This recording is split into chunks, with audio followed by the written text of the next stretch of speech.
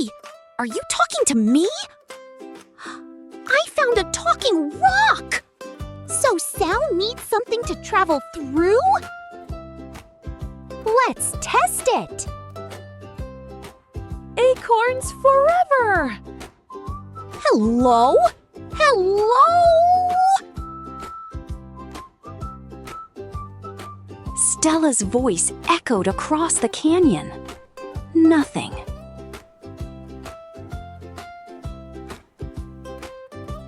This is useless, she muttered.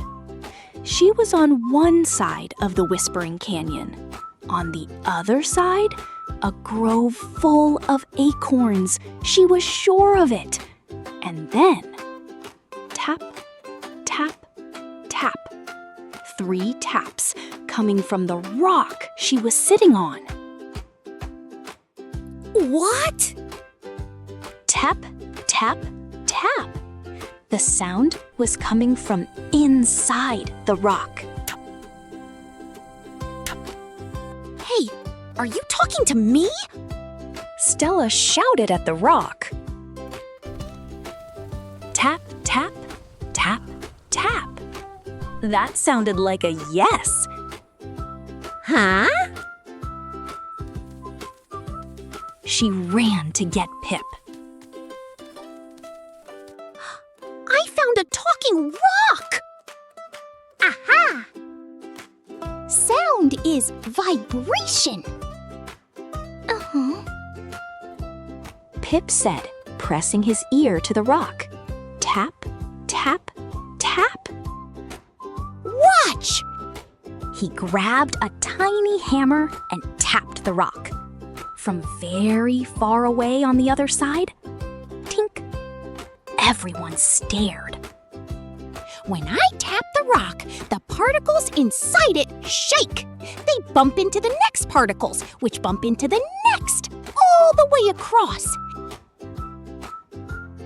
And on the other side, those particles bump into the air. And the air bumps into your ear, and you hear it. So sound needs something to travel through? Everything. Air, water, rock, metal, anything with particles. What about empty space? Space is silent? Pip went quiet. Silent. Nothing to carry the vibration? No sound at all? Space is silent, but movies show stars exploding with huge sounds. Movies lie. A star could explode right next to you, and you'd see it.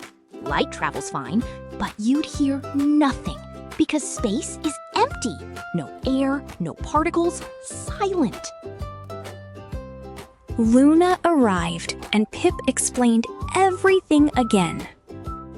Sound is a wave, like when you drop a pebble in a pond. Ripples spread out. Sound does the same thing, except it spreads in all directions through whatever material it's in. And it travels at different speeds in different materials. Through air, about 340 meters per second. Through water, 4 times faster. Through rock, even faster than that. Wait. If sound goes through rock, can I hear through the ground? Let's test it. Oh, yeah! Stella stomped her foot on the ground as hard as she could. From far away, through the rock wall of the canyon, thump. Did you hear that? Stella whispered. I heard that. Someone shouted back from the other side. Ha! The rock is a telephone! I'm talking through rocks! That evening, they did one final experiment. Yay! Unicorns forever! Stella screamed into the canyon. The sound flew in and bounced and bounced. 12 echoes. Everyone counted. 12 echoes! Barnaby said. The sound bounces off the canyon walls. Luna explained. Each wall throws it back in a slightly different direction. You hear the same shout arriving at different times, like a race where all the runners took different paths. Stella grinned. So, sound is a traveler. It goes through everything. It bounces off everything. It can't go through nothing. But everywhere else, She tapped the rock. it finds a way.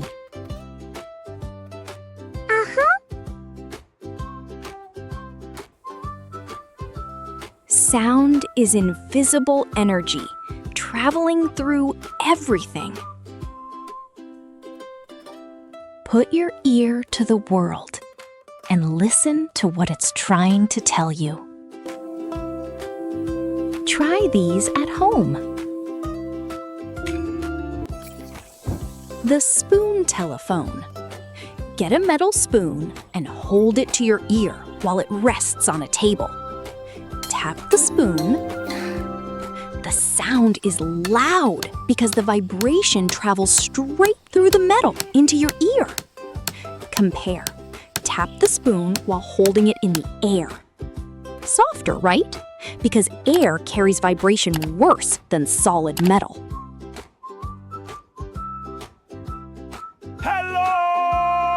The echo test. Find a big wall or a canyon, or shout across a large room. Count how many echoes you hear.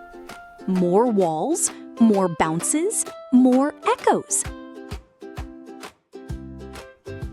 3. The glass ringer. Fill a glass with water, wet your finger, and rub it around the rim. Hear that strange singing sound? You're making vibrations travel through the glass and the water at the same time. Comment below. What sound experiment did you try? Next time on HoloAnima, the lake is glowing at night. Pip has no idea why.